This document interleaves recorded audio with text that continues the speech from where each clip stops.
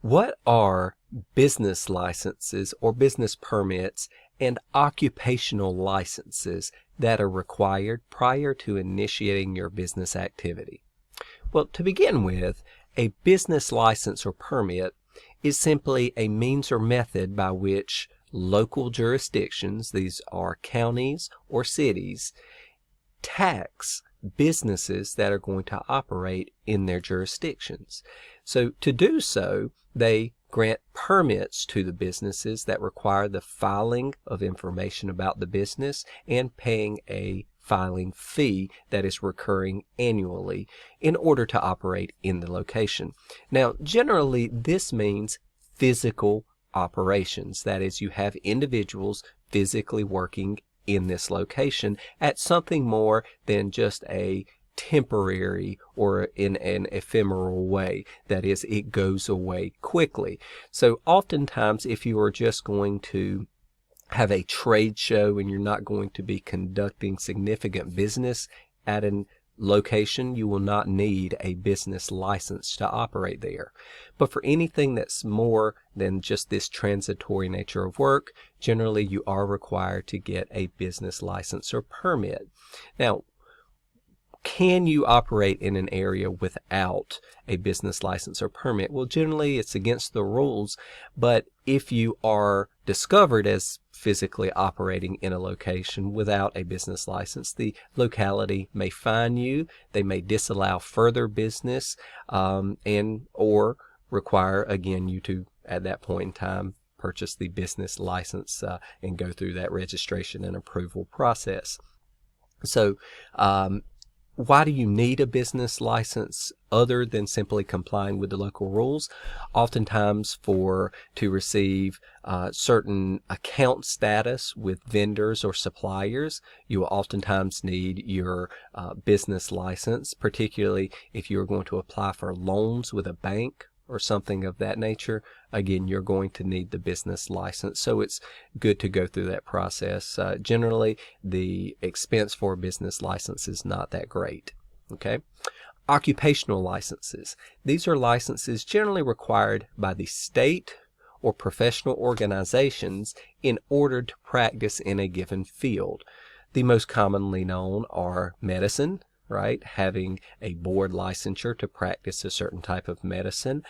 Law, being certified with the state bar or a member of the state bar, so you are allowed to practice law within a given jurisdiction, generally the state.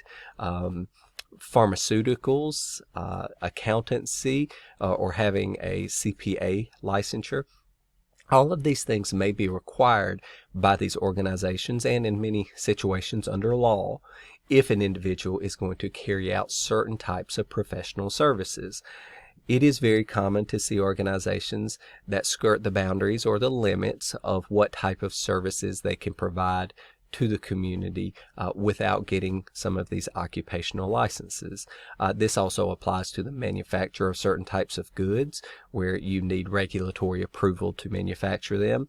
That is particularly common with things such as munitions or doing anything that involves hazardous waste. Okay, zoning. There are only certain types of activities or business activities that can be carried on within specific areas in a jurisdiction. This is known as zoning. One area may be zoned just for residential use. Another may be mixed use where you can use it for residential and business. Other may be simply business use or commercial. Other may be industrial where you can only have large manufacturing there. These types of things. So you'll need to check your zoning to make certain you're able to carry on a certain type of activity at a location. So many times individuals will start businesses from home. They will not be able to get a business license to operate out of their home because the location is zoned strictly residential. Now, there are procedures and methods to request from your local zoning boards variances from these rules, but generally you must check and comply with these zoning rules and regulations. Okay. Next, building permits and certificates of occupancy. If you're going to carry on a type of business that requires the construction or renovation of a location in order to meet your requirements and needs, generally you will have to get a building permit to do any modifications that are going to happen. And then you'll have to get a certificate of occupancy, again from the local jurisdiction that is charged with overseeing these processes, and to make certain that it meets the location's requirements for construction and accessibility for the public or clients. With that being said, you'll need to go through this process and get that certificate of occupancy prior to undertaking business in your location.